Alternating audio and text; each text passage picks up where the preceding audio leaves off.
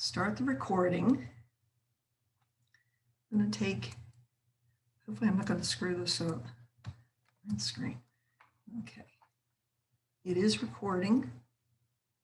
And I'm going to share my screen. So that is my screen. Sharing sound, optimize for video. And all right, so Suzanne, do you see that? Yes, you're good to go, Marianne. All right, I'm going to make it be in presentation mode. Do it. So it's in presentation mode now, Suzanne? Yes. All right, so now I'm going to hide the floating meeting controls so I don't see them. All right, woohoo! And it's recording, yay. So as you've probably heard already why it's called The Frozen Chosen, but I hope to actually even make you feel cold just with the experience of going through this. These are two of my favorite images that we'll see a little later in the presentation. Okay. Oh, I'm just so ecstatic that I get the chance to share this with you. Among the other things that I need to acknowledge are the facts that I'll be peppering the presentation with things I lost, things I missed, things I gained, things that got broken, and things that I regret. I also need to fully acknowledge that because I wear glasses, and once the directors yelled, "Rolling," I had to take my glasses off, so I was somewhat blind, and you had to put cameras away, and so I put my cell phone away. So I was limited in the number of pictures and videos, although I definitely tried to take a lot. A lot of these images and videos are from the generous sharing of the other 2,000 people who were extras at the filming. So I fully acknowledge them. In most instances, I have no idea who they are. Sometimes I do indicate their names, but I am very, very grateful that so many people did take pictures because it just makes the memories that much even more wonderful. Okay, so one of the most frequently asked questions that I had here at Westminster Village, where I live, which is a retirement village, and I am probably one of the youngest people here, and I had lots and lots of people, as I was beginning to share that I was going to be going to this filming, were asking, "You're going where?" So if some of you are wondering that same question, let me go through a little timeline of how I got to actually be in Texas almost a month ago. Actually, I would have, no, tomorrow, the 8th, is when I would have been flying to Texas.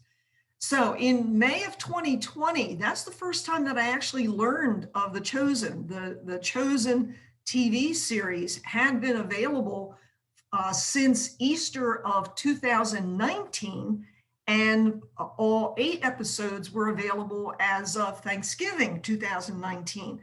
But I wasn't aware of the series at all until, just by happenstance, there was a little video playing on something else that I was looking at, and it was a video saying you should look at this TV series. And when I did, I became hooked, and I binged on it immediately, practically.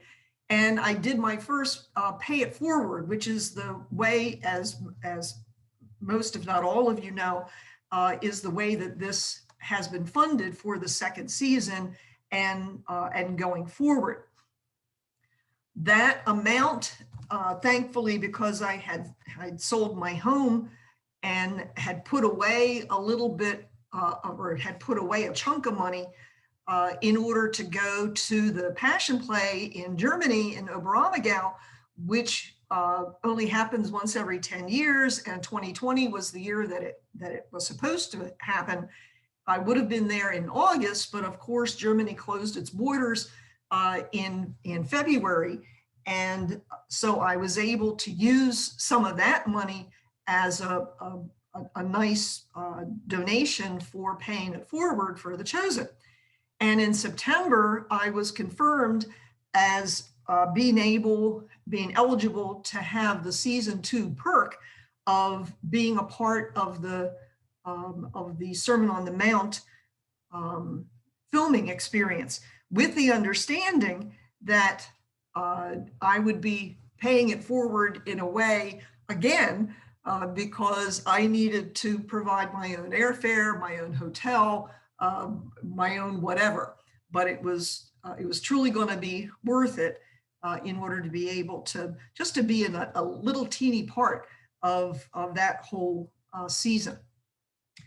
The Screen Actors Guild required a negative COVID PCR test prior for everybody, not just us, but also for the cast and the crew.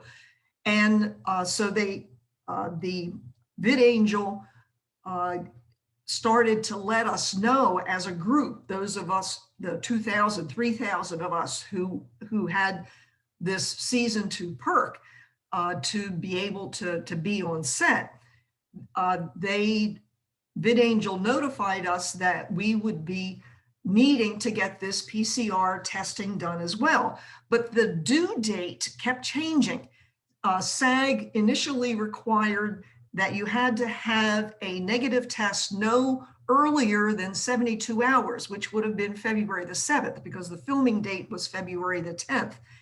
And that included part of a weekend, which made it, trust me, I hunted all around Delaware where I live and in Texas to find a place where I'd be able to get a PCR test, which I knew was going to take more than just a day or two to get a result. And I couldn't find anything in Delaware, and Texas was going to be pretty hard to get it done. And then SAG then required that it couldn't be done earlier than February the 8th, which only allowed 48 hours. So I think that there was enough of a swell from those of us extras who were basically saying, we can't do this. If you want us there, we can't do that with that short of a period of time. So they got a one-time exception that allowed the testing would be accepted, but it couldn't be done any earlier. The sample couldn't be taken any earlier than February 5th, which was the Friday before the February 10th date. So that was wonderful. And it opened the door for my administrator here, Wendy Nearad, at Westminster Village. She actually, she was so enthusiastic about my doing this. She bent over backwards in more ways than one to get somebody to come specifically for me on that Friday to collect the specimen. And then specifically, she worked it out to have the courier take it to the clinical laboratory to have the testing actually be done instead of sitting someplace over the weekend. And then they would send her the result, because she's the one who is the coordinator for all the testing for the staff here at Westminster and for all of the residents here, especially in the health center and assisted living. And she specified that she wanted to get that test result back before Tuesday. So she was just such a huge help. January 19th, 2021. So I'm flying February the 8th. So this is 3 weeks from when I'm going to be flying. We learned that we must provide our own costume. All of these 2,000 extras. We had not heard this at all. And so there was this frantic buying spree through Amazon, and the website that the extras had, we were continually comparing. Where did you get your tunic? Where did you get your scarf? Is this the right color?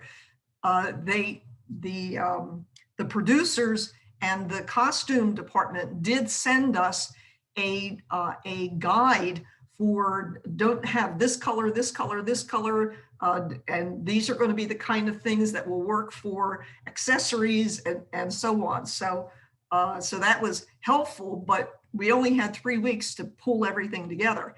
And Lois Ryan, because I don't have a sewing machine, the one person here at the village that I knew who did was Lois. And she actually helped me put together what was going to be my costume. And we didn't even use the sewing machine because we basically did a lot of ripping and braiding in order to get that. The one thing that I did purchase as an actual outfit was the base layer, which was the tunic, but everything else that layered over top was just fabric that we ripped to get the right kind of look on the sleeves, for example, and the length. So a week after that, so now we're 2 weeks before I'm going to Texas, and we start seeing that people who did not register directly with the Marriott that's right in Midlothian, that they were having their reservations canceled for a number of different reasons that didn't seem rather reasonable to us. And I figured that Marriott at Midlothian was the cast hotel. Now, I didn't know that when I made my reservation. I made it because it was in Midlothian, so I figured it was going to be close. But they started canceling reservations. And so now there was this flurry of trying to find another hotel. And remember, there's 2,000 of us who are making hotel reservations during this time, or who had already made reservations. So I didn't want to take the chance. They hadn't contacted me about canceling mine, but I didn't want to take that chance.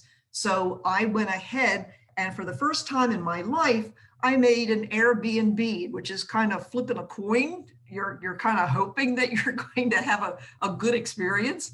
And I knew nothing about Mansfield, but it looked like it was between the Dallas Fort Worth airport and Midlothian. So I figured, and I was renting a car anyway. So I figured, okay, I'm the adventuresome one.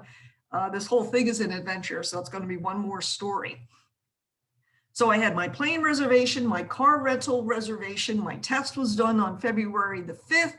The thing that I had not planned for, nobody had planned for, was the fact that there was going to be ice. And ice in Philadelphia. I was flying out of Philadelphia. And so I started getting notices on Saturday the 6th that Dover was going to have 8 inches of snow on Sunday, and there was going to be ice in Philadelphia. So what would have been a day and a half to do that last 10% of packing, I did it within 45 minutes on Saturday, made a reservation at the Marriott, which was ironic. The Marriott at the Philadelphia airport, left my mail key on a duck with Ginger, who's my next door neighbor, because she was going to take care of my mail. And I headed north to the Philadelphia Airport Marriott, where I stayed Saturday night, Sunday night, and then left from the Philly airport on Monday morning, the 8th. So this was an additional set of costs that I hadn't anticipated, but that's okay. You will hear me say that's okay multiple times during this talk.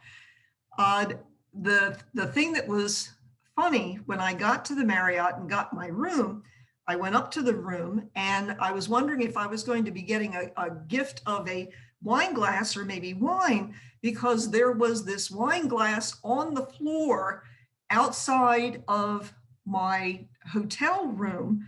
And the room itself, the door was open. You know how you can kind of use the latch to make it stay open.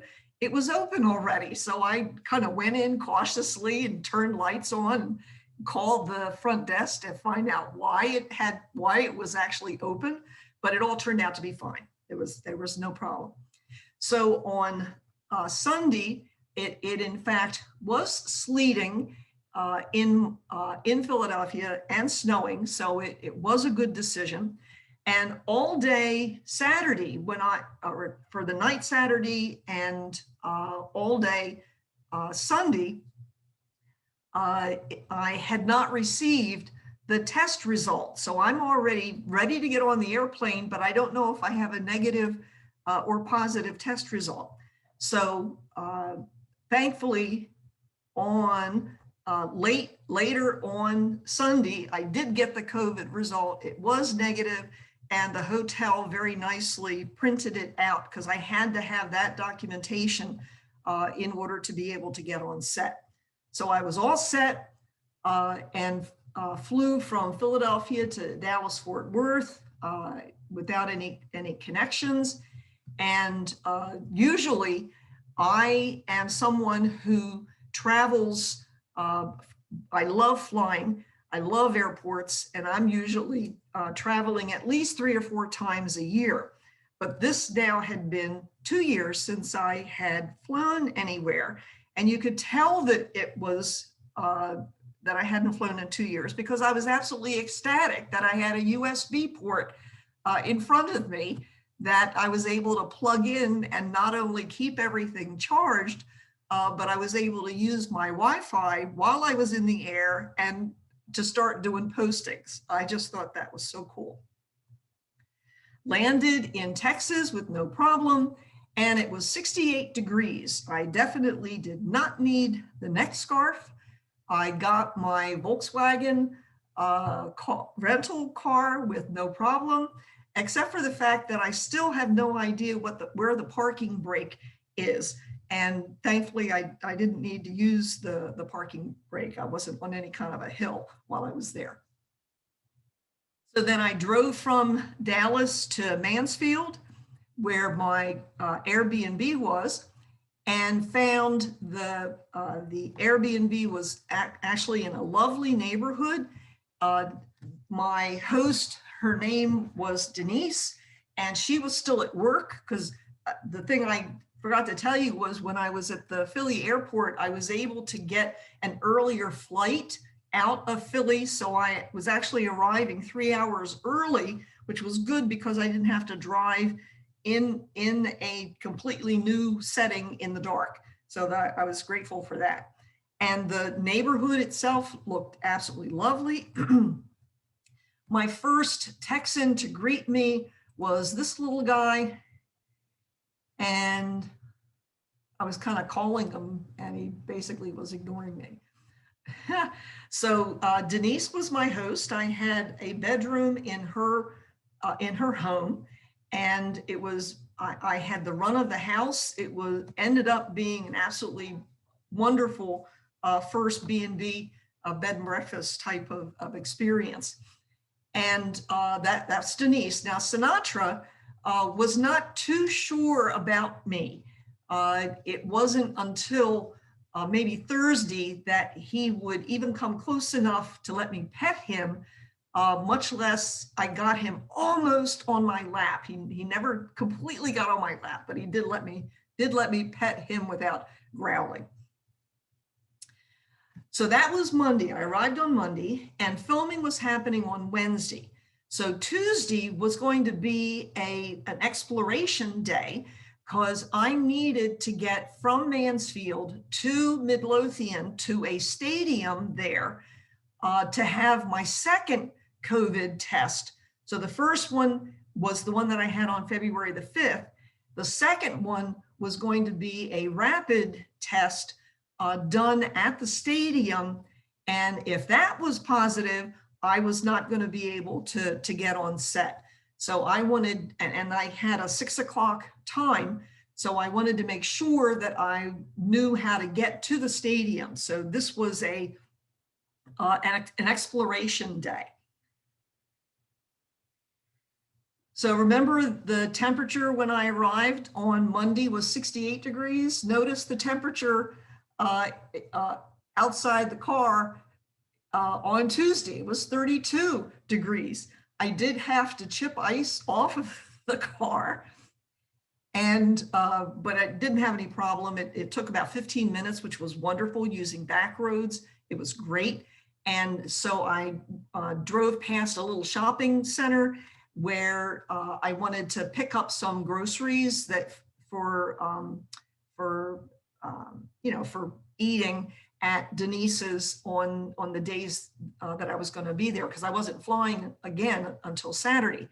So I pulled into this little shopping center, and there was this tower that had the Midlothian. I had heard about that town for so long. It was like, neat, let me get a picture of that. And when I posted this, all I wrote was, yep, I'm here. But a lot of my friends who really aren't familiar with The Chosen, they're not familiar with this whole, they might not even have known my story that I was going to be flying to Texas. All they saw was I was close to a dentist office, and they were writing to me saying, oh, I'm so sorry that you have to go to the dentist. No. So I had to clarify that. And it's always good to know where the local grocery store is. That was Kroger's, where I ended up getting my goat cheese crumbles, which was lovely, as well as some other stuff. So I was going to the Marriott. This was the Marriott. This is the Marriott that I had the original reservation and that I canceled the reservation for. But the person that I was going to be picking up was Gigi from California, because we were going to go to Mass, not in Midlothian, but a little bit south of Midlothian. But Gigi did have a reservation at the Marriott. Notice this little overhang here that's right over top of where the entrance is. And right as I got to here, you can see how far away that I'm parked. A van pulls up, and I recognized it from the behind the scenes things that this was the kind of van that The Chosen uses to transport the cast. And remember, this is the cast hotel. So I'm thinking, oh, I wonder if the driver is here to pick up anybody. And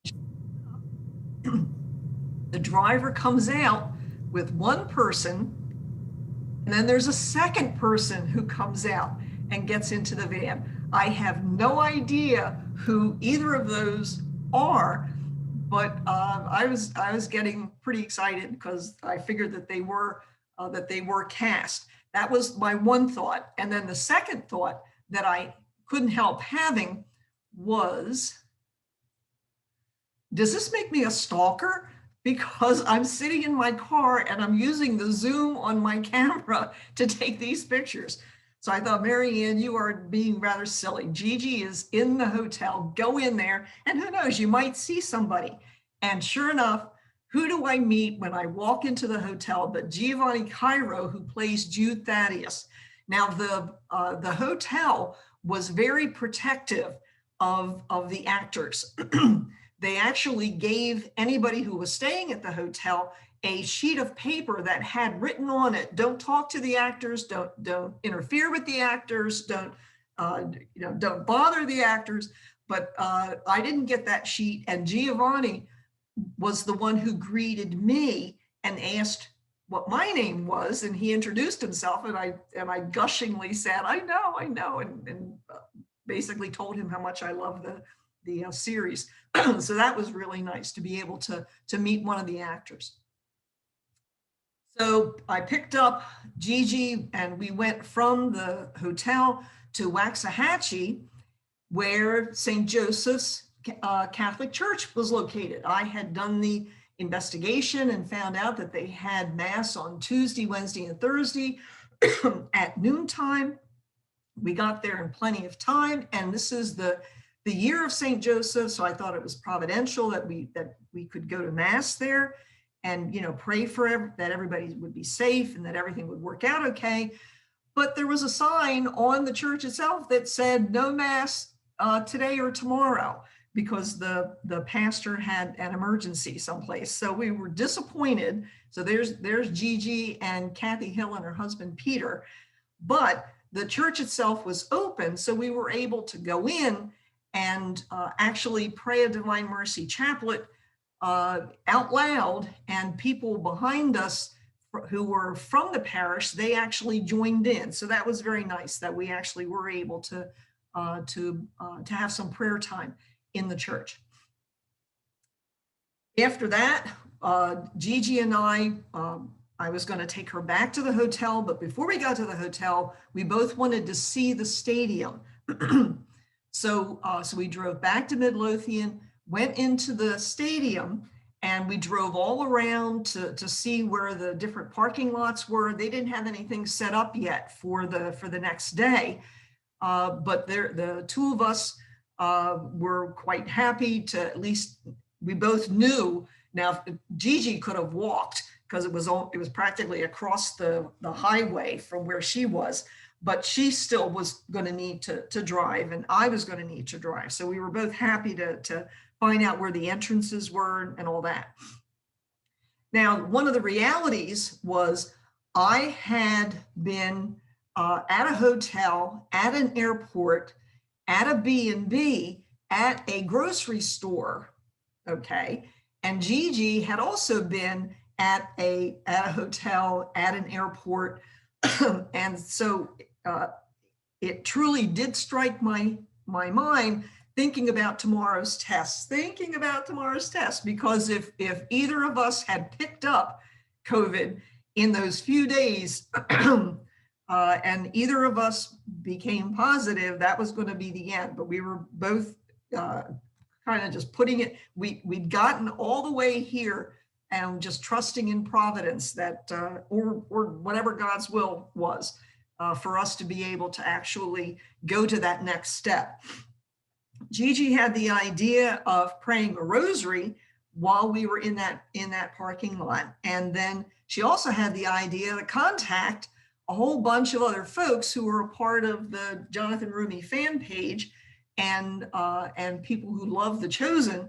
So she called Cynthia in Rhode Island, Lorraine in New Jersey, Jenny in Indiana, and Danielle in California. And the six of us held up our weapons, our rosaries, and she got the screenshot, which I think is really cool.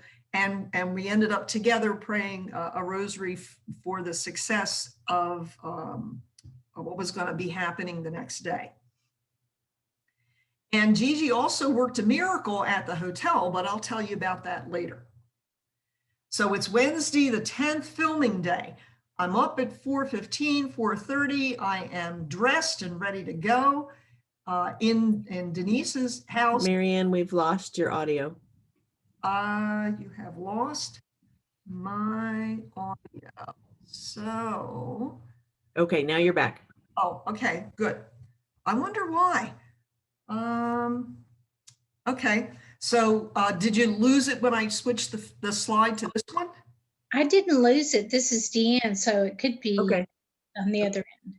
Might be my end, but you're back. Woo. All right, good. So, so notice the temperature. So this is filming day and the temperature is 31 degrees. And when we looked at the forecast, the wind chill on that right-hand side there shows that it wouldn't be getting above 25 degrees. And in fact, we had proof that it hardly got above 23 degrees. So we knew that it was going to be cold.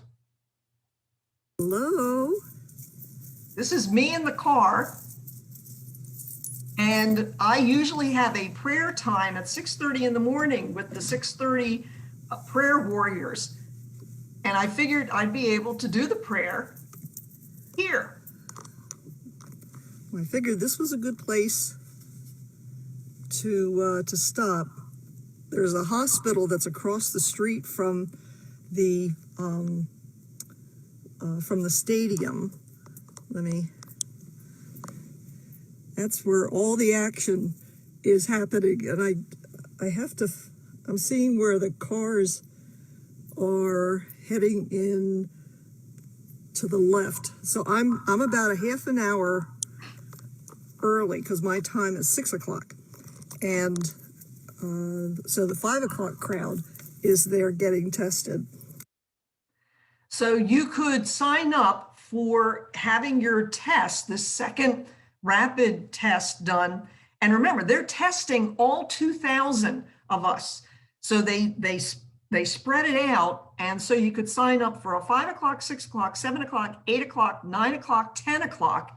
I was rather stupid to do the 6 o'clock, not wanting to miss anything, but that made me then be in that cold from about 7 o'clock until in the morning until 7 o'clock at night. So I was 12 hours in the cold. It was not a wise idea, but that's okay. It gives me more stories to tell. So once I was finished with the prayer time and I drove out of that hospital parking lot, turned left, and got into line here with the other cars, notice this sign right here is this sign that's giving us what we're supposed to do. And the thing that was wonderful was this was so well organized from start to finish, wonderfully organized. And you can also see that it was raining and it was sleeting.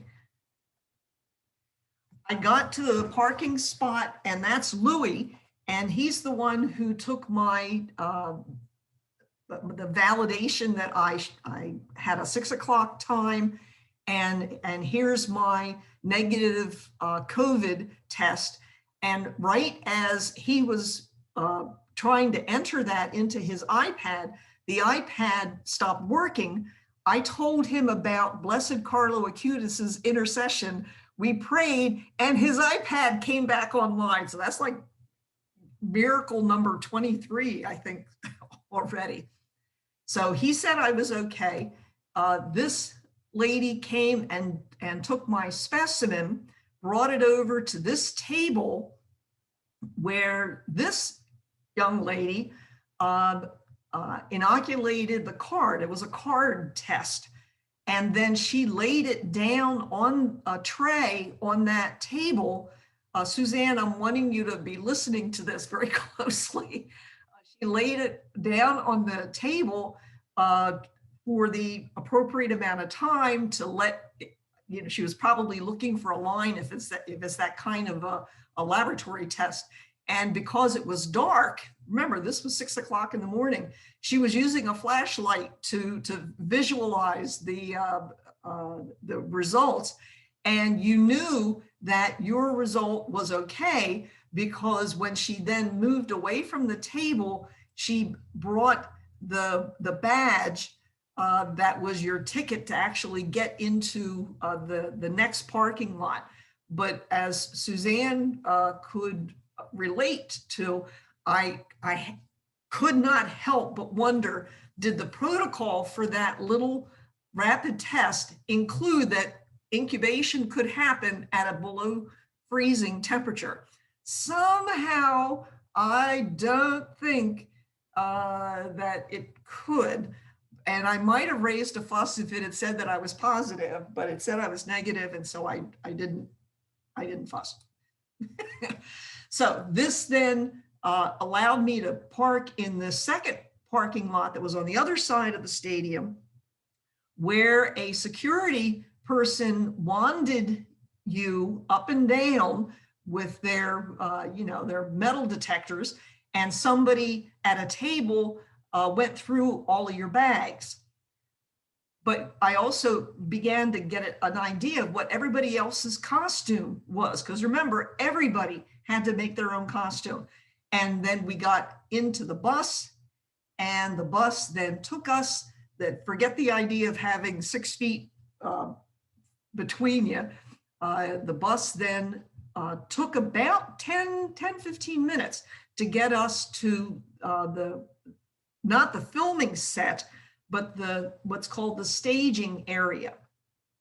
The staging area first had a tent, and inside the tent were these 8-foot tall displays of 4 of the characters from The Chosen season 1, and these gorgeous images above the shadow boxes, as it were, that had the props related to that particular character. And these were silent auction items. And what I heard was the one, at least the last time I heard, that had the highest amount was Elizabeth Tavish's silent auction setup. And the last number that I heard was $10,000. $10,000. So Mary Ann, yeah. this is Dawn. Elizabeth's went for 40,000. Whoa. Jonathan's went for 30. Woo. And the other 2 men went for 12,500. Wow, wow, wow. Thank you very much, Dawn. That's awesome. Oh my God, $40,000. Woo, okay. So this is Gilbert Cashin. I have no idea who he is or where he's from, but he's a great example of somebody who posted a video, and it gives a great idea of this staging area. All right, we are out here at the set of The Chosen in Midlothian, and it is 30 degrees, and it's cold, and it's kind of sleeting and icing, and everything's frozen, but we're all out here.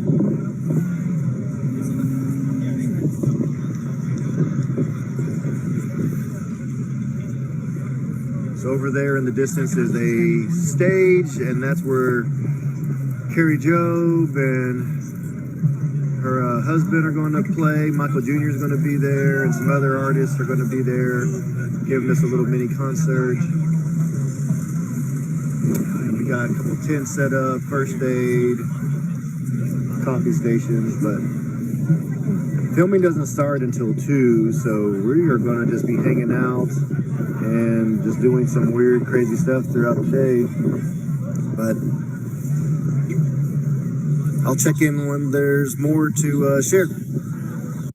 So I'm not sure what he meant by we were going to be doing weird stuff, but that just gives you a good idea of how cold it actually was. And it was bright when he was showing that. So it might have been like at 9 o'clock or 10 o'clock. What I'm showing you here is what it looked like at 7 o'clock. And they had told us beforehand, definitely wear layers, wear your coats. You'd have to put them away during the actual filming, but I was so grateful for the gloves and for the coats. This was the area where they had coffee and hot chocolate, granola bars, and these fruits slip things for breakfast. And so not only were the tables frozen, but the seats of the chairs were frozen, and I didn't have any kind of a cloth because if you tried to wipe it away, you still left it be wet, and I did not want to have a wet butt if I sat down there. So I ended up walking a bit while I was in this staging area.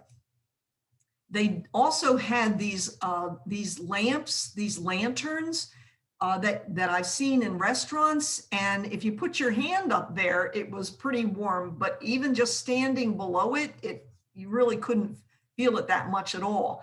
As more and more people started to arrive, you would see people kind of huddling around those lantern posts, and a lot of people were sitting down after a while. This is one of my favorite pictures because this is a handle on that on this lantern, and this drop that's here, that's actually a frozen drop. It's not liquid at all. So it was that cold.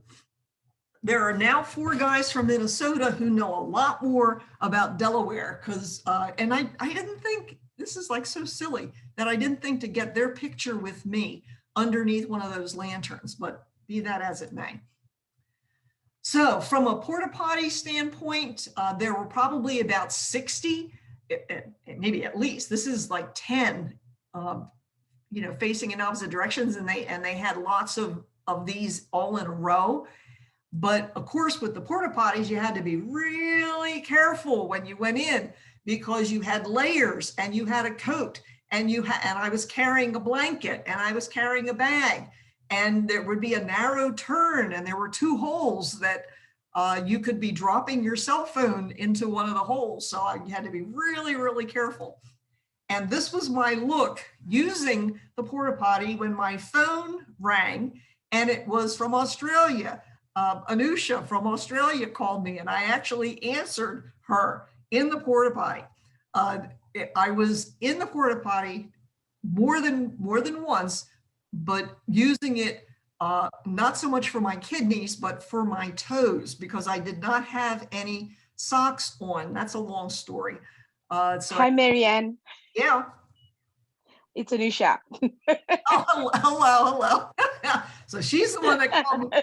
She's the one that called me from Australia, and I did answer. We talked for about 15 minutes, but Yeah, that was good. That was very good. Okay, mute yourself, Anusha. Okay. Done. Okay, thank you. So so this right here, this tent was the place where all of the those silent auction items were. This is how you pass through that tent to get into the actual area. This was a first aid station. All the tables are over here. This area is where if you wanted to buy a hoodie or buy a t-shirt, they were selling things in here. But I found out, you can see it's bright. So this is maybe like 9 or 10 o'clock. I found out that there were heaters, these industrial heaters that were that loud. And so I found a chair that was not frozen in the tent, and these babies put out 190,000 BTUs. So you definitely did not want to put your foot, that's not my foot, because I didn't have any socks. You didn't want to put your foot or your hand too close to that because it could definitely burn you. And if you sat too far away from it, you know, people kind of huddled around it, you didn't feel it anyway. So the main thing about being in the tent was it kept you out of the wind. So that was quite helpful. This was pretty characteristic of what happened during the day, where this is Gigi, there's more of a Joe, and I have no idea who this lady is who's waving at us, but you definitely had the feeling that we're all in this together. And there were multiple instances of people helping each other. So here's the first thing that I missed, the text from Gigi and from Joe for doing selfies with the Chosen cast. I knew that Jonathan Rumi was going to be there because he's, you know, he's central for the Sermon on the Mount, but I had no idea that the rest of the Chosen cast was going to be there, including Thomas and well, Justin is an associate producer, and so Dawn and Joe got their selfies. There was Big James #3, meaning that he's the third person who has been the Big James character. So Little James, Jude Thaddeus, Giovanni, he's the one that I met at the hotel. Nathaniel, who's a new character for season 2. And this character, we're pretty sure is going to be Simon the Zealot. and little James again. So this was over by where the porta potties were. And by this time I was in that tent, that first aid tent, keeping my toes warm. So this was one of the first things that I missed. That's okay. So part of the time that we were here in this area was choosing where to go. There were some little photograph areas that you could get your group and take a picture in there. Half the time people were hunting for other people. And if your Wi-Fi wasn't working, it was really hard to find anybody. One other tent that was available was this really long tent that had, again, those industrial heaters in the four corners, but people were basically just going in and going on the floor, on the ground, and just to stay warm, just to get out of the wind. One other thing that I missed was announcement asking for 100 to 200 extras for a walking shot. I would have been there. So he's talking. He's an assistant director. Here we go. He's giving them directions on what they're supposed to do. There's rolling. Make sure no masks, no socks showing, no coats, none of that. No masks, no socks showing. And action, Lydia. Action. Action, you guys, go ahead.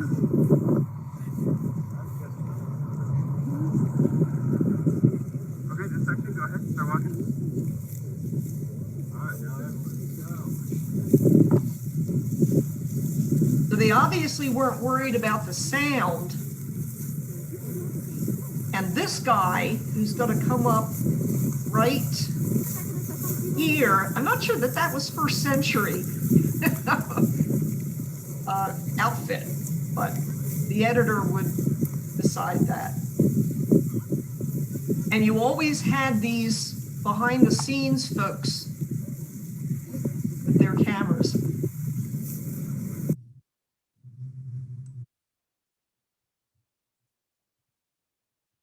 And a little bit more close up of them as they're walking. Notice there were little kids who were there too. You can see all the variety of the costumes. Some people brought props with them. That's a cool shot of them all walking in this direction. This is a horizon shot where they're all walking in this direction. And this is the coolest shot of all.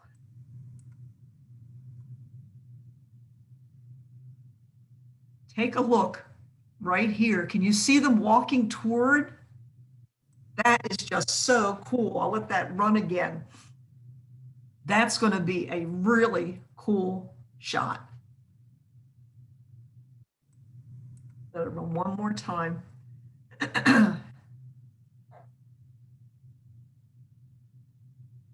That is so neat. Okay. So another place where you could choose to go was that stage area where there were individuals who were providing mainly praise music. And I was just amazed. I'm a guitarist, and I could not imagine being able to feel the strings or feel where my fingers were in that kind of 23-degree wind chill weather. I found Joe and Dawn, and I think for this one, Dawn had already left to go up to the warming tent. So I started palling around with Joe for the rest of the day. And this is Dallas Jenkins, the director, announcing to us that we can now, so this was after lunch. They did feed us. So after lunch, probably about 12-ish. And he said that we could start going to the filming field. So there's the stage. and we are walking toward the filming field, which is down here. It took a good 10, 15 minutes to get there. Whoops. Past it. So there's the initial tents. And so we are walking and walking and walking to there.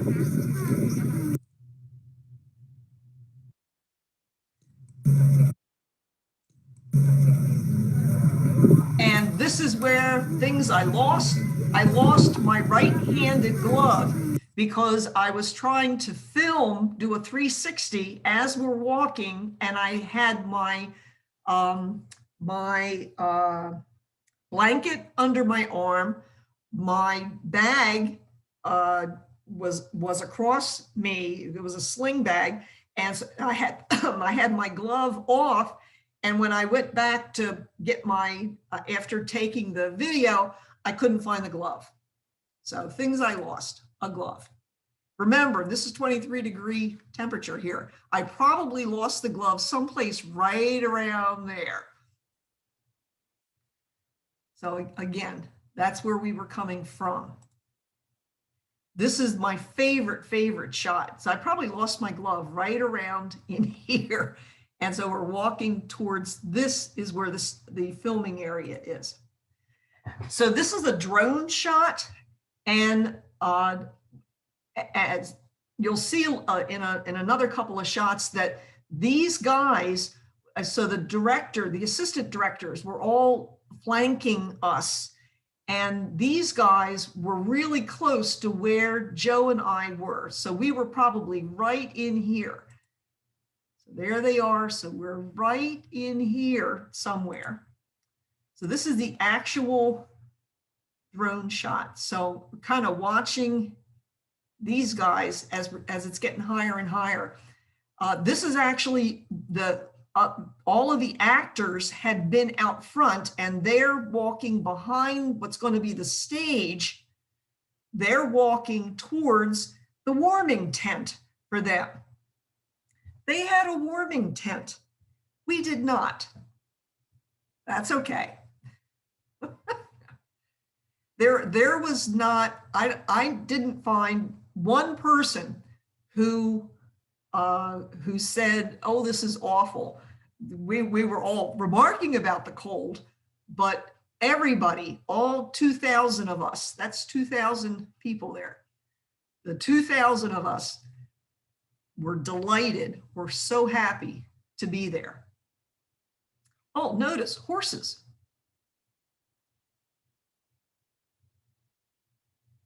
And here's another horse.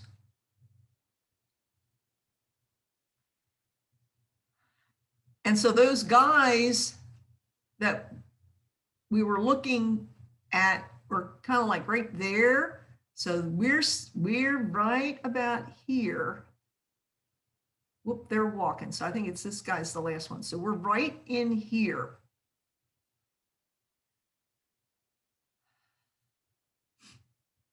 So this is going to be the stage that Jonathan is going to walk out on. There's their warming tents.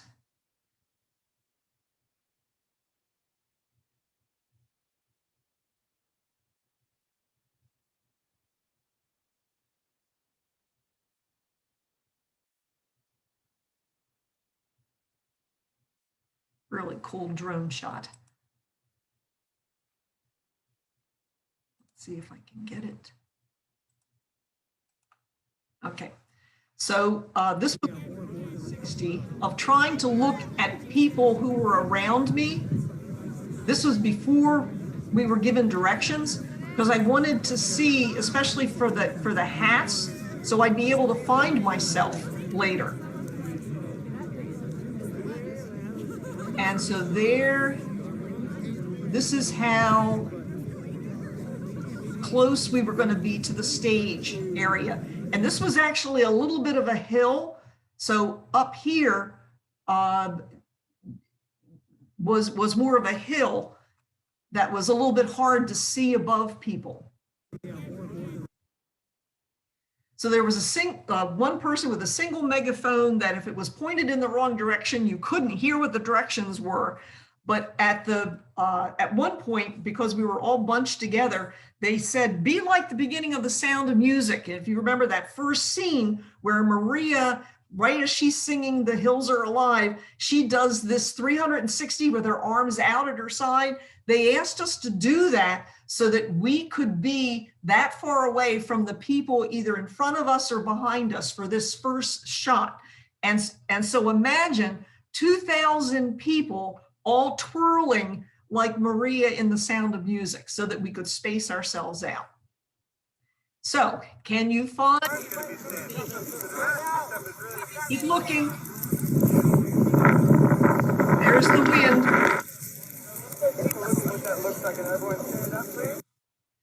Could you find me? There I am. And so here's Joe, and I started to look more for her yellow as a way of showing me where I was going to be, because I started to wear my blanket. I sat on my coat and I started to wear my blanket, so I'm all white on the top, so you couldn't see the orange third layer that I had hoped would be the way that I'd be able to find myself. There I am. So in the meantime, while we're getting set up, the cast shows up. And of course, Jonathan is such a popular character. People were going nutsy when he got out of his van. And so the van was over here. He's walking over towards one of the tents. But the thing that was really cool that we heard about later was that's his sister. His sister was on the set for this, and that was very, very special for him. So the rest of the cast were also present, but they were behind the stage. And so here's Jonathan and Mother Mary in front of those industrial heaters to try and keep them warm. There were children, as you saw.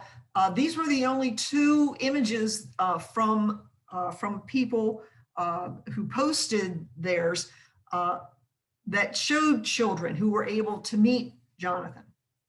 Really neat. It almost looked, in the images of the rest of the cast showing up, it looked like it was a reunion. I know that they did some filming behind with the cast behind that stage, but I don't know, that looks like they were all really happy to see each other. So the entire cast was there, and they rigged up this little tent setup with the industrial heaters in order to keep the cast warm. So here's the first shot. Here's the curtain. Jonathan's in his blue coat, and the boom camera that's coming up behind the curtain.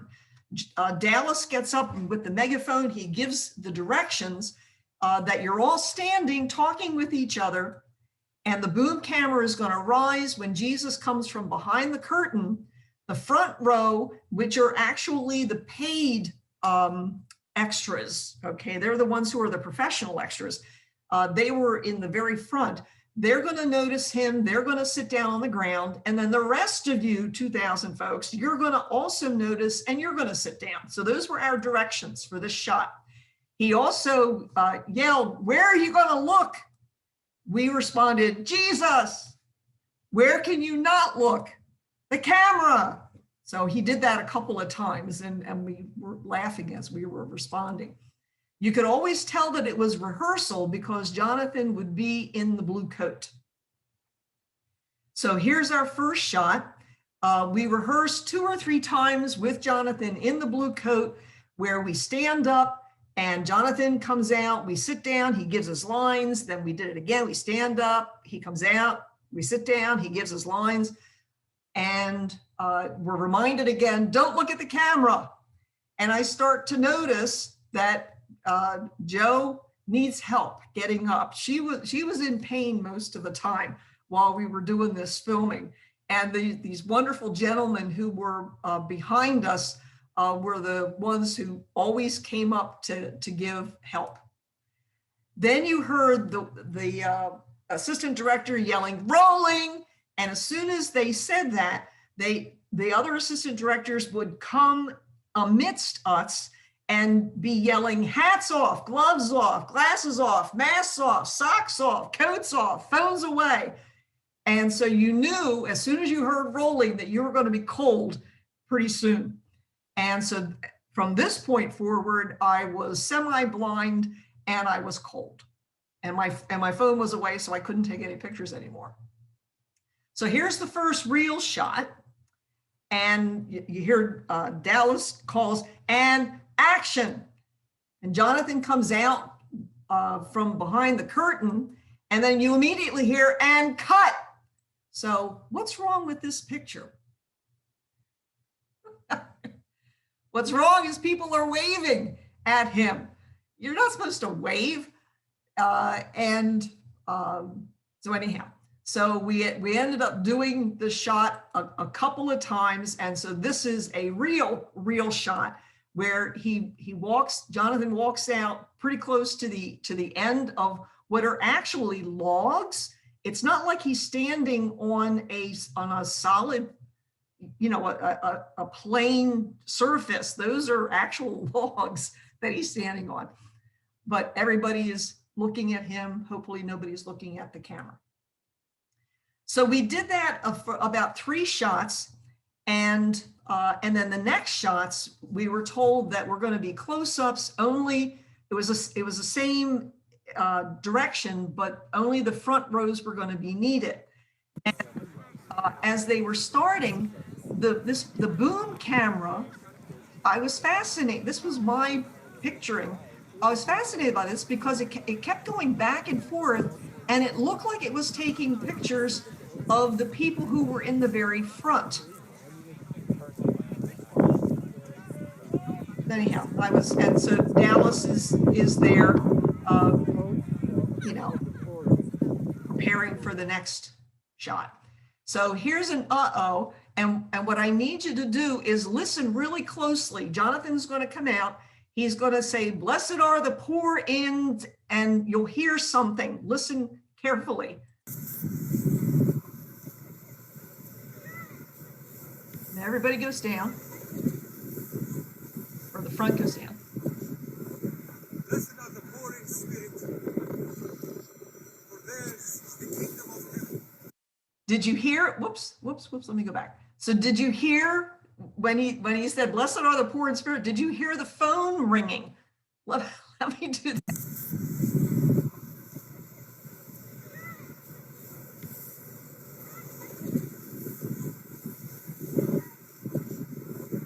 Blessed are the poor in spirit, Now, for theirs is the kingdom of heaven. All right, let's keep rolling. Let's do it one more time. Everyone stand back up. Stand back up. so he's got to go back behind the curtain. Everybody's got to stand back up, and they got to do the thing all over again. So, eventually, I would hate to be the person who had the phone that was ringing that made them not get the shot. I was terrified that I was going to be the one who was that was going to happen to. So there were more close-ups, and they also had a camera behind the curtain that was, and the cast was behind the curtain, showing when Jonathan would go up and go through the curtain to go out to the front. So this is the last close-up shot. And action!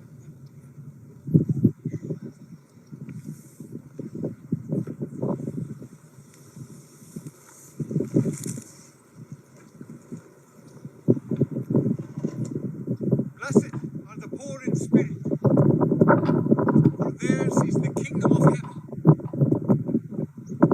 Blessed are they who mourn, for they will be comforted.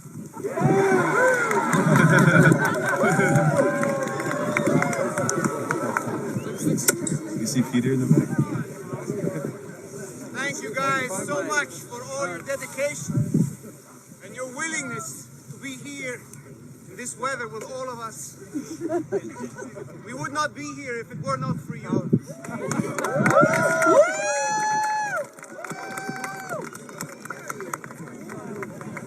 And so that's Dallas Jenkins coming up. And did you notice that each time that I've played this part where Jonathan comes out and he says, "Blessed are the poor in spirit, there's the kingdom of heaven. Blessed are the," and he never gets past the second part of that second phrase. And this was the last close-up. So we're going, well, wait, is that it? Is that all of the Sermon on the Mount that he's going to do? Are we all going home now? No. Dallas gets up and he's telling us that this particular one, both the close-up and the one with all of us there, is going to be the last scene of season 2, episode 8. And then the next set of scenes that we haven't filmed yet are going to be the first scenes of season 3, episode 1. So that caused a clapping because it said that we're going to have season 3. Woohoo! So in the meantime, we were waiting and waiting and waiting and waiting. And basically, as you're seeing, people are using their cell phones. They're trying to get warm. And so that's me. As broadly as I can. Smiling as broadly as I can. And so there's another Lois Ryan creation, the bag that I brought. Yep, my toes were very cold. And my wonderful $4 Goodwill blanket that is now the throw that's on my sofa here at home. I love it. So another thing that I missed was getting a selfie with Justin. That was happening right back here. But it was painful to stand up. It was painful to move. And so I ended up making the choice of not getting up and being in more selfies. All right, everybody wave. That's not. Hello. This is somebody else. You're very kind to humor me. Woo! Everybody wave. Hello. What did Dallas say? Blessed are the cold, right? Blessed are the cold. Woo! Frozen chosen. I love it. Everybody wave. Wave. Woo! Wave, wave. Blessed are the cold. The frozen chosen. Wave your hand if you're a frozen chosen. Woo! Oh, you guys are awesome. Thank you for humoring me. Okay. And I also chose not to get a selfie with a Roman. That's another lady who did get a selfie with a Roman. And the cast during this waiting time, the cast came in.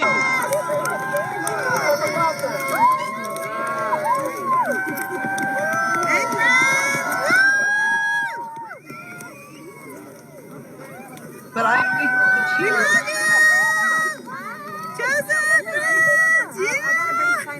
All right, so I have asked Noah James, who plays Andrew. He wanted to share a few thoughts with you guys, just representing the cast. But listen, they know that you have been here all morning in the freezing cold, and they appreciate it. But Noah wants to share a couple things real quick. Hello! We just want to say on behalf of the cast, we want to say thank you, thank you, thank you. Seriously, we cannot thank you enough for all of your support, your messages, for being here in the cold, in the weather. Thank you so much. We could not do any of this without you.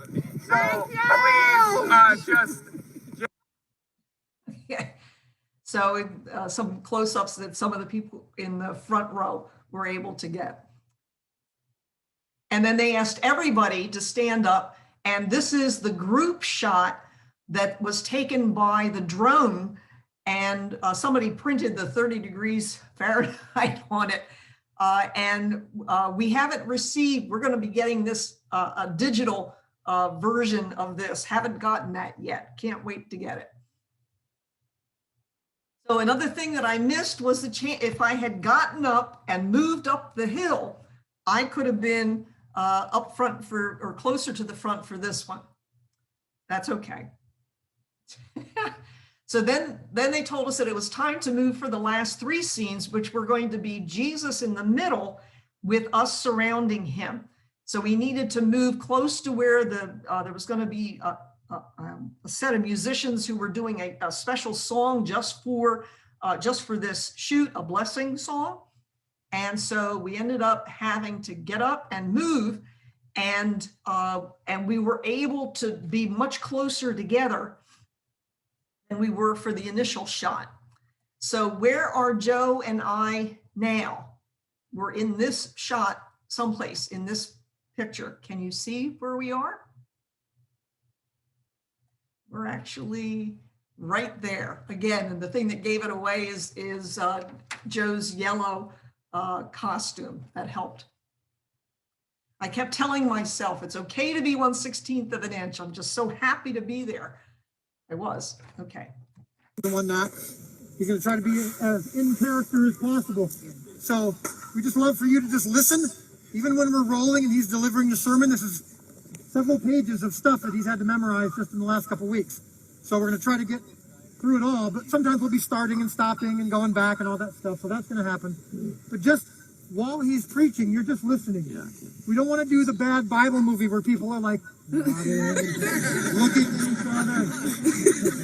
I can't believe this man from Nazareth is saying this like this. This is a scandal. You know? No, just listen like you would anyone else. When you sit in a church service, you're not nodding every 3 seconds. At least most of you. Most people in the charismatic churches might be doing a little bit more. Just pretend you're old boring Baptist right now. All right, here's John. All right. Yeah. So just listen. You know, just listen and pay close attention. That's all we ask. We really appreciate it, guys. Very good. Thank you.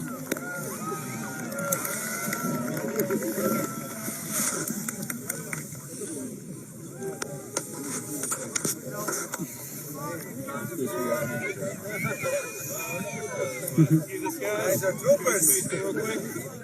You guys are troopers. Who brought the wine?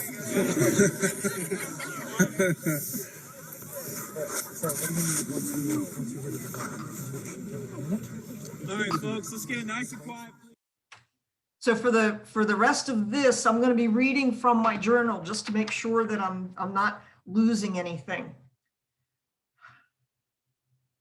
We sat for the whole scene, so the challenge was having a comfortable hip placement, plus a good line of sight. Felt a few drops of rain and prayed constantly for Saint Scholastica's intercession to keep the storm from happening. Dallas reminded us just to listen, not nod or anything, just listen as Jonathan would read his lines. Warned us that there would be stopping, starting, repeating, resetting, but just to listen, eyes fixed on him. Jonathan in his blue coat came out to rehearse, stepping carefully past people, quipping, "You're all troopers," and "Who brought the wine?" to gentle chuckles from those closest to him. He talked to Dallas, and we all got silent.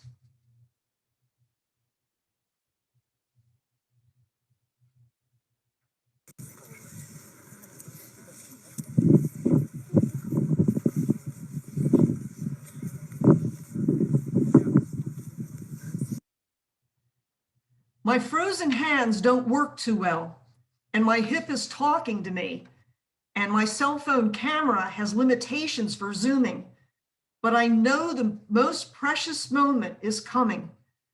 For such important scenes, it's traditional for Jonathan and Dallas to pray together. It was coming, and this was as close as I would see it. Thankfully, Providence allowed those closest to capture the prayer. An awesome minute. You could hear a pin drop.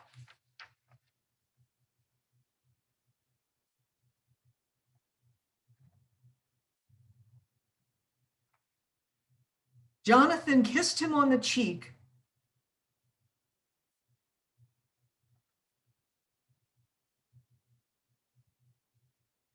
Dallas moved away, and Jonathan took off his blue coat handed it to the assistant, who then checked his costume to make sure it was okay. And Jonathan was immediately in character.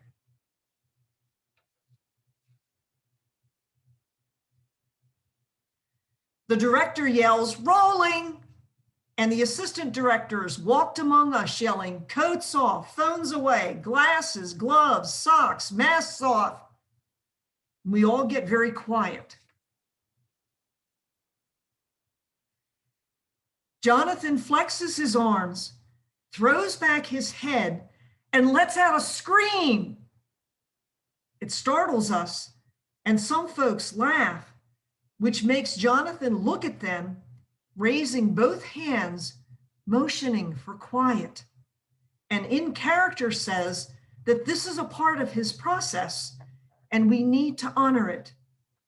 Dead silence. He screams 2 more times, steadying himself. And Dallas calls, "And action!" Words fail. Amazing, moving, mesmerizing to hear Jonathan perform his craft, buffeted by the cold wind, light tunic, legs uncovered, undoubtedly cold.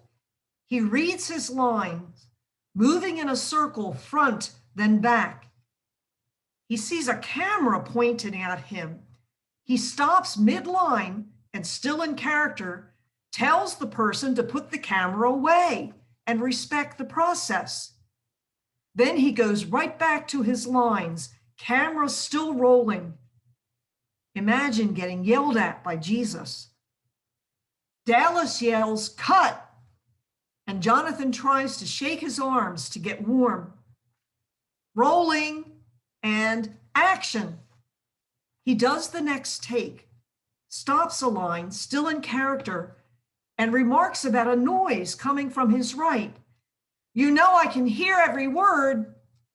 He goes back to reading his lines, needs to repeat a line, then 2, then a whole section, stopping and restarting. All the while, the camera is rolling. Jonathan stops, looks at Dallas, and says he needs to get warm. His hands and voice are shivering. He goes to the warming tent, and we wait. No one says anything when he comes back out and resets himself. Rolling and action. More lines, and then the Our Father. But he stumbles with a line. He shakes it off and begins again. He gets to the line, "But deliver us from evil," and he can't say it. He shakes it off, starts again with that line, but he can't say it. Then he sighs loudly and audibly and goes down on his knees. I lose sight of him for probably 10 seconds. Dead silence. I can feel the prayers being directed toward him, my own hand raised under the blanket in blessing. Is this a spiritual attack? I must ask him sometime. He gets back up and tries again, but Dallas then asks if he needs to rest, and Jonathan agrees, and he heads to the warming tent. Dead silence. Jonathan returns in silence. Rolling and action. And a plane flies overhead and he has to stop. He finishes the Lord's Prayer strongly this time, plus more. Dallas even makes him repeat a line to correct a word. One more, then cut. We all freeze in place with some people clapping, and Jonathan motions as if he thinks Dallas will want another take. Watch for it when I get this to move. And then, Ladies and gentlemen, that is a wrap.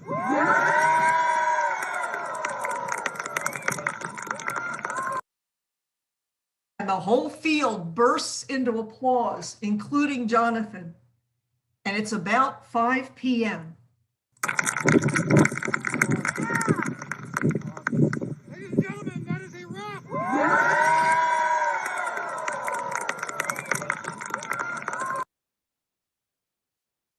It's a wrap, and it starts to rain right on cue.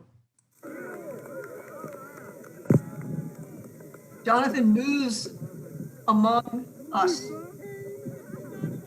I have no idea what he's saying.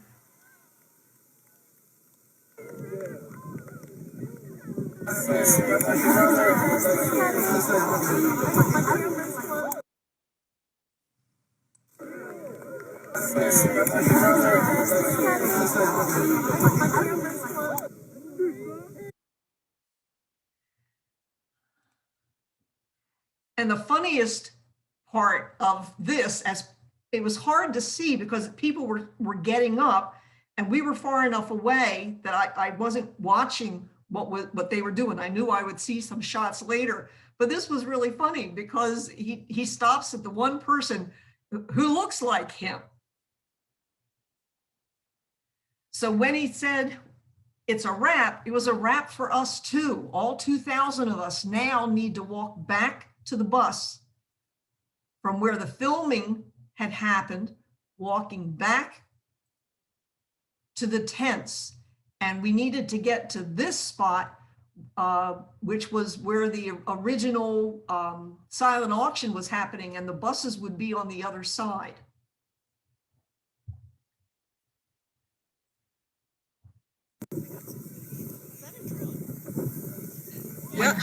When Joe and I got up, we were both hurting and we took our time, and I started to look for my glove. I didn't find it, but I did find another for the right hand.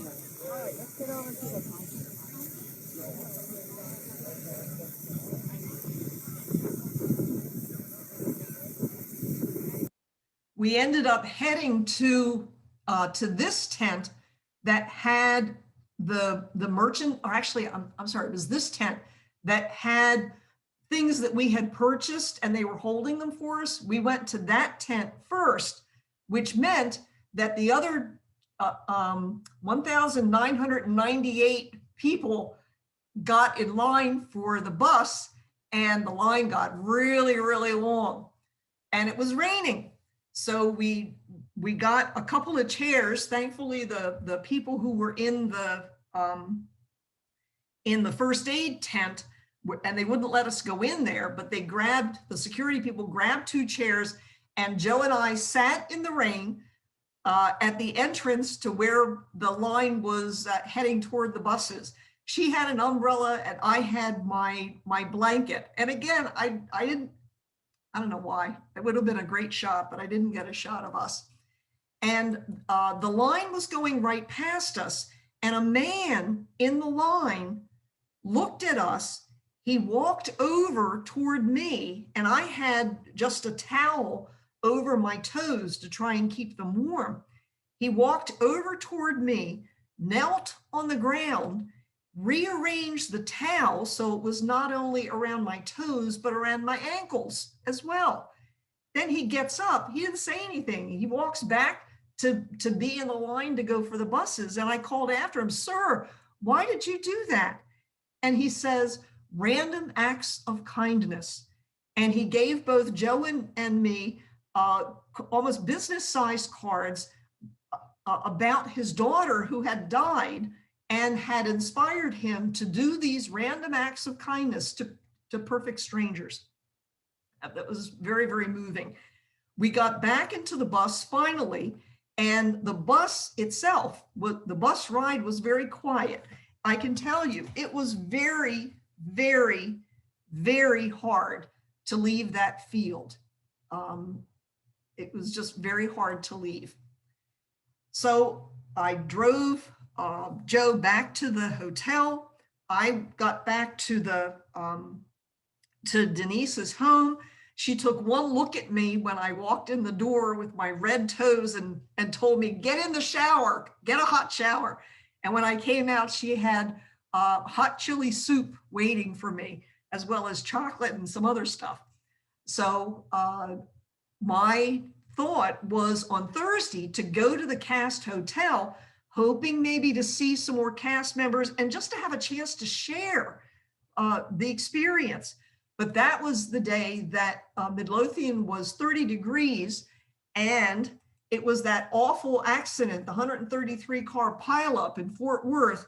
This location was about 10 minutes from where I was.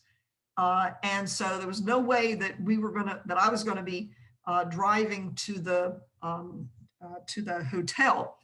And Denise had off that day. She works with the school district.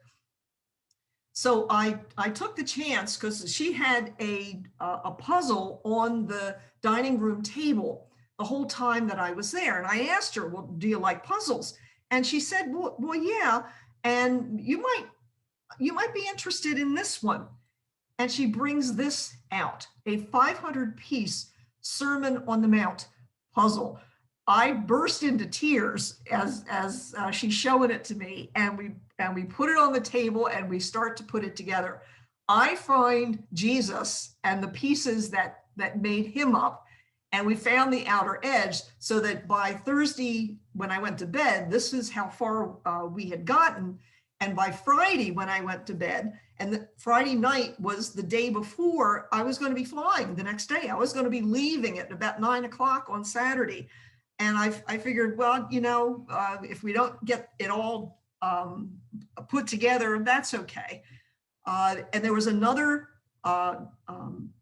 woman who was staying as a guest for Denise in the home, and she was really good at putting puzzles together, and Denise was. I'm much slower. So when I got up on Saturday and came out for coffee Saturday morning, like 7 o'clock, they had completely finished the puzzle, but they left 7 pieces not in the puzzle because they knew that it was important to me. It was important that I be the one to finish the puzzle. Again, tears. And I finished the puzzle and got the picture. That was so typical of how wonderful it was to be in Denise's home. And so this is Jonathan Rumi in his hotel room, what our presence meant. Handed me a new set of rosary beads as I was exiting after I performed the sermon. And for those of you who were there, God bless you. Thank you for being there. Thank you for making it an extraordinary experience for myself and all my castmates. Aside from the weather, you have no idea what that did for us.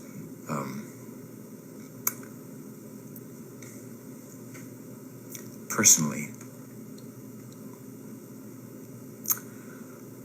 it was a deeply moving experience, and an absolute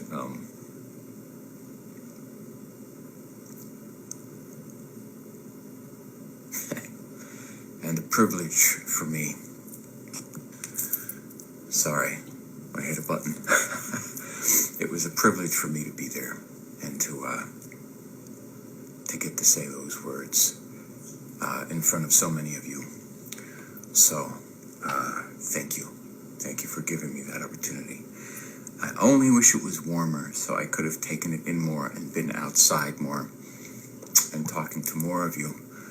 But in order for me to do my job properly, I had to preserve as much body heat as I could, because we were literally wearing tunics that are as thin as a heavy t-shirt, So anyway, bless you. I really think when he says that sorry I hit a button, I think he grabbed a tissue because he was quite emotional right there. Okay, so Friday, I did get back to the cast hotel, but first I had to take care of the fact that Denise mistakenly stepped on my glasses when they fell on the floor in her living room. So thankfully I had another pair of glasses that I'm able to use. And a dear friend, Mary Gorley, a professional society friend in Pittsburgh, when I posted that, she's the person, we have roomed together at every professional society meeting for the past 30 years, I'm pretty sure. And so she had a deja vu moment. Marianne, what is it with you and glasses? Remember our first time as roomies in Atlanta? Yep, I broke my glasses then as well. But I wasn't the one that stepped on the glasses, but anyhow. So I did get to the Cast Hotel, and I was able to meet Nick Shakur, who plays Zebedee. And I did have that gobsmacked moment when I started fumbling over my words. It was just wonderful to be able to see him. And that's Joe and Dawn. We were holding a t-shirt, and I'm holding one of the Not Today Satan mugs. That was something that we were hoping to get to Jonathan. And we also had the chance to meet a couple of Dallas Jenkins assistants in the hotel lobby. And these, Chris and Krista, are almost professional background extras. They're more local, and they're hoping to be able to do it again. So the journey home was very hard to leave Texas, and I noticed the temperature on, so this was Saturday the 13th, 21 degrees, although it wasn't that bad driving. A note to anybody who's going to be flying Delta, they make you wear 2 masks. I did not know that. They ended up giving me the white one underneath, and the black one was the one I usually have. And I went into a TGIF and asked for the biggest cup of coffee that they had. And so this is what I got. That's pretty big. I was once again delighted to have a USB port, but I had no Wi-Fi, no light, no movie, but there was no problem because by this point, I was definitely into reflection mode rather than wanting to have any distraction. When I got to Philly, it was icy again. And so I decided to stay overnight once more at that Marriott. I was happy that I did. And when I got to my car in an off-airport parking lot, the ice wasn't too bad. But as I drove out of the parking lot, of that parking lot, and made the left-hand turn, a piece of ice from somewhere, the car ahead from wherever, came and hit the left side, or excuse me, the passenger side of my windshield, exploded into 1,000 pieces, but my windshield wipers looked like it took care of it. But as I started driving, I noticed that the crack started to move literally across the windshield. It takes me about an hour and a half to get home from Philly. And in that amount of time, that crack moved to here, right in my line of sight. And every time it went, it made me jump, but it was no problem. And I had the windshield fixed on the following Tuesday. So how did Gigi save Dawn and Marva Jo? The two of them had flown into the airport in Dallas, and they had a reservation at the Marriott at the Cast Hotel. But when they got to the reception desk, those folks told them that they did not have a reservation. Their reservation had been canceled. And so Gigi is a Marriott employee. She has been a Marriott employee. So she talked to the reception people and was able to get the two of them to stay in her room. And so they were able to see and hobnob with more cast members. So that was really cool. And we kept wondering, why was it so overcast and cold when you had lots and lots of people who were really praying, and this whole this whole filming is definitely an anointed, blessed kind of show. So why was it so overcast and cold? Dallas has Faith that when we look back on this week, there's going to be a reason why it was overcast, and who knows? I've had several people tell me, you know what, listen, when Jesus preached the Sermon on the Mount, we don't know that it was a perfectly sunny day with a dove flying down onto his shoulder while he was preaching.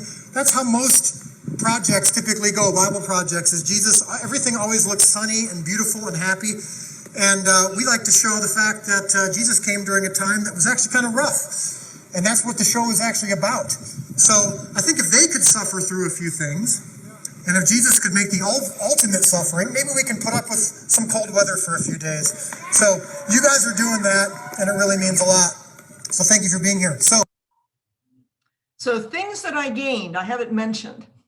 Profound respect for the cast and crew. The grace to keep saying yes despite the cold. Even more commitment to share the chosen and be in the next extra opportunity. I know a lot of us will be the first people in line to say, yes, we want to do this again. Meeting 2 actors was wonderful. About 2,000 plus new friends, juggling and pivoting at the last minute, especially when it came to ice and broken windshields, and an appreciation for a porta potty for warmth and an okay phone booth. Things that I regret, absolutely nothing. And I have started showing, this was the advertisement that I had put on our Villager television station to get more people to watch The Chosen. I've already started doing that this past Thursday. So, questions? I think I will stop sharing so I can see you guys. So you can unmute yourself if you have any questions. No questions. Did you add a toilet? To in the field, toilets, bathrooms. Can you hear me? But I'm not understanding you. Did you have toilets on that field? There's one shot when there was somebody who did a 360, and you could see that there were toilets. There were porta potties. Very important for me. Off to the side, but it was like way off to the side. So okay. There was, but there wasn't a problem. I didn't have any problem. Marianne, did it take you a while to recover physically from going through all that? I mean, it looks so exhausting. The thing that I had the next day, I had a wind burn. Felt like a sunburn. But other than that, it was, from a physical standpoint, I didn't need. I know there were some individuals who were definitely hurting after it. The thing that took time was more the emotional thing. It was very, and we kept wondering, why is this so hard to leave? I have been on trips all over in Europe and Australia and Japan and Israel, and I never experienced that kind of a really, really heart-wrenching, hard time leaving, or feeling very emotional. So that took time. When I got back here, I was in a mandatory 2-week quarantine time before I could be out and about. And I was so delighted to have 2 weeks of not having to be committed to anything, and then to have the chance to process, to write my journal, to gather all of these posts. I loved having 2 weeks of quarantine. that really helped. But from a physical standpoint, I didn't need. Joe could probably address hurting, because I know that she was. Yeah, I have fibromyalgia, and cold weather is not good to fibromyalgia. And it was like Dawn and I both flew home on Friday. By Sunday, my fibro was raging, and it was about Wednesday of that week before I was feeling back to normal. But I'd do it all again in a minute. It was worth every pain and every ache, and yeah, it was worth it all. Yep. I have a friend who was an extra in season 1, and she was there. I mean, I know asking you if you met her is like finding somebody in the airport from your city. And you go, oh, do you know John Smith? You know, he's also from, you know, Minneapolis or something. Anyway, her name is Anne. But Anne was really, really trying so hard for me to be an extra. And I kept telling her, I don't think I can do that. I could have never done that. First of all, they don't have power wheelchairs in the first century. But even if somebody got me out there and put me on the ground, I wouldn't be able to get up. I'm not supposed to be in the cold. And I just kept thinking, how in the world are y'all physically doing that? For me, I was there starting at 7 o'clock in the morning. By about 10 o'clock, I was in survival mode, where and it's one of the reasons why I missed all of those selfie kind of things, because I needed to take care of my toes. And so I really tried to make sure that that I was walking around to make sure I wasn't too stiff. But yeah, by about 10 o'clock, a lot of us were in survival mode. Happy, we were very happy, but in survival mode. Yeah. We put so much time and effort into those costumes, you know, that because we wanted them to look authentic and we wanted them to look dirty and weathered and used. And little did we know that those were going to be the very least of our worry that day. Right.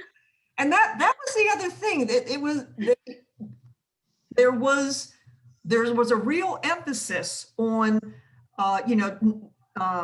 no patterns, they said don't bring white, no shiny, all that kind of stuff. And that maybe if, like for me, I don't look Middle Eastern, so they were talking about a kind of makeup that's called dirt, to get to have a little bit more of a Middle East. There were no costume people there. There were no makeup people there. There was nothing like that. So that was kind of funny, because they were really emphasizing that a lot. Well, I know a lot of people pray a lot for the cast, and of course we need to do that, but I've been emailing back and forth with Dallas because we've been trying to set up this interview. And honestly, we got to pray for that man. I'm telling you, he is really under the gun, and I know he feels so responsible for taking everybody's money to do this. And that's why he does all of these videos and stuff like that. But like, I got one from him today, and he said, we're just not going to be able to do this in March. I'm so far behind. So we all need to definitely be praying for him, especially. Yeah. I just want to say something about Dallas. Go ahead. We were over where we could meet the cast and all that. It was close to the porta potties, and Dallas was there, and every single person that came up to him, we either took a selfie, or his wife Amanda held our cell phone cameras. Everybody, anybody, everybody. And then he was over there making sure people had the meals. Then he was over with the singers on the stage. I don't know how he does it. Honest, I have really unbelievable respect for the man, like out of this world now. I always thought he was wonderful, but my level of respect just right through the roof. Wow. I was in the movie industry briefly, but I did visual effects editing, and I got tired just just from the schedule for sitting at the computer. So all that stuff that they do, oh my goodness, wow. The thing that at the very end, when there were two lines that were going into the tent to get to the buses. They were telling us that one line was to get to the bus. The second line was if you wanted to see Dallas. And we're going, Dallas is here. So he was at the end of that line right before the buses for those people who were in that particular line. And he was taking more selfies and autographing. It was just amazing. Really amazing. Joe and I got in the line to go to the bus. We didn't get in the line to get any. Someone described this entire project as grassroots. I'm telling you, he's the guy next door that invites everybody over for a barbecue and then some. He's involved in the marketing. He's involved in every aspect of this, and he has a family and a wife.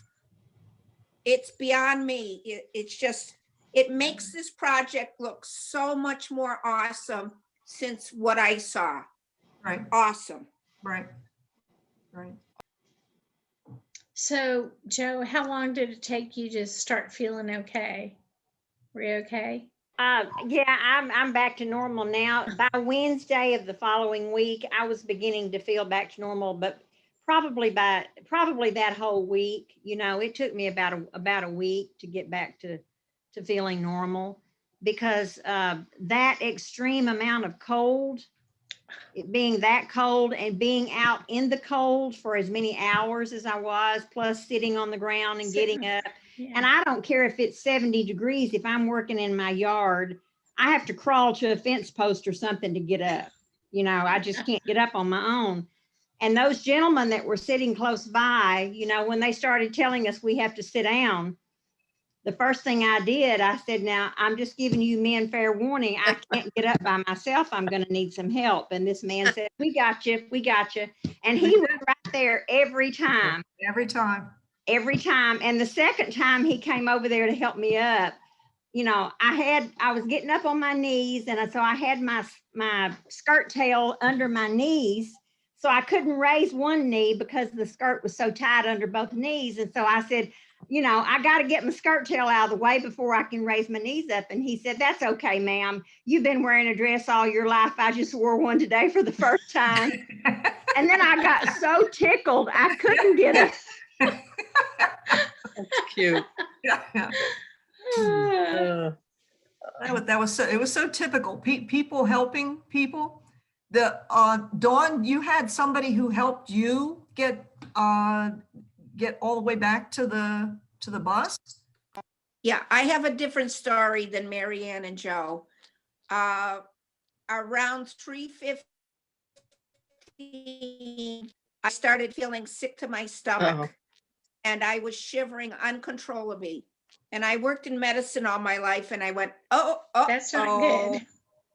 If I can't stop shivering, then it's only going to get worse. So a couple of people helped me up, and then I met a man. You've probably seen him on. His name is Jonathan Nicholas. I think he's a Black pastor, because he does videos on some of the, I don't know, I don't know, prayer room. But anyways, I turned around and I had met him earlier in the day because I had joined some of his videos. And I says to him, I said, John, I'm in trouble. And he says, what do you need? And I says, I'm really feeling sick and I need to get back to that warming tent. So he put his arm around me, grabbed my bag with his other arm, walked me all the way to the warming tent, which was a 15-minute walk. I got there and there was no chairs to sit in.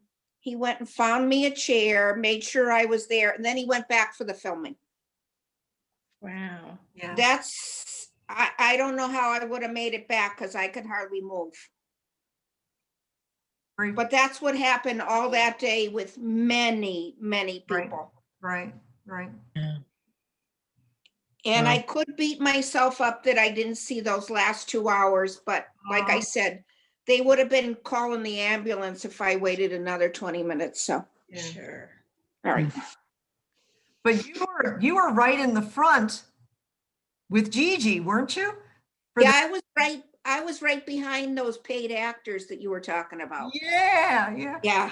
That one video the lady did where she was asking everybody to wave, I could see Gigi and then I could see you as she was going past. I'm going, oh, they're right up in the front. That's so cool. The whole thing was cool. The whole thing was cool.